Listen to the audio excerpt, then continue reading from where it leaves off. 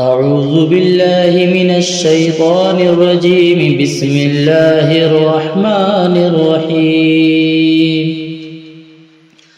عما يتساءلون عن النبأ العظيم الذي هم فيه مختلفون. كلا سيعلمون ثم كلا سيعلمون. ألم نجعل الأرض مهادا والجبال أوتادا وخلقناكم أزواجا وجعلنا نومكم سباتا وجعلنا الليل لباسا وجعلنا النهار معاشا وبنينا فوقكم سبعا شدادا وجعلنا سراجا وهاجا وأنزلنا من المعصرات ماء ثجاجا لنخرج به حبا ونباتا وجنات ألفافا. إن يوم الفصل كان ميقاتا يوم ينفخ في الصور فتأتون أفواجا وفتحت السماء فكانت أبوابا وسيرت الجبال فكانت سرابا.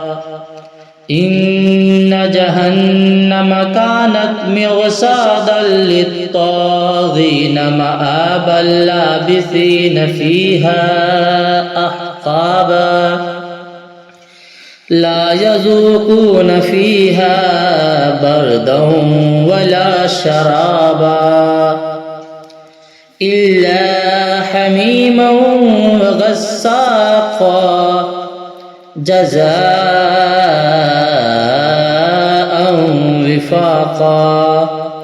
إنهم كانوا لا يرجون حسابا وكذبوا بآياتنا كذابا وكل شيء أحصيناه كتابا فذوقوا فلن نزيدكم إلا عذابا. إن للمتقين مفازا حدائق وأعنابا وكواعب أترابا وكأسا دهاقا لا يسمعون فيها لغوا ولا كذابا جزاء من ربك عطاء حسابا. رب السماوات والأرض وما بينهما الرحمن لا يملكون منه خطابا. يوم يقوم الروح والملائكة صفا لا يتكلمون إلا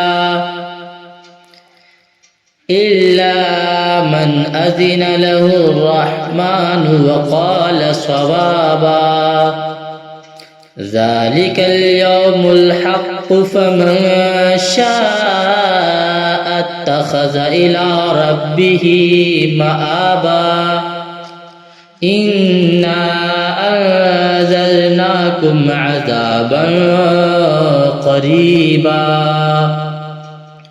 يوم ينظر المرء ما قدمت يداه ويقول الكافر يا ليتني كنت ترابا.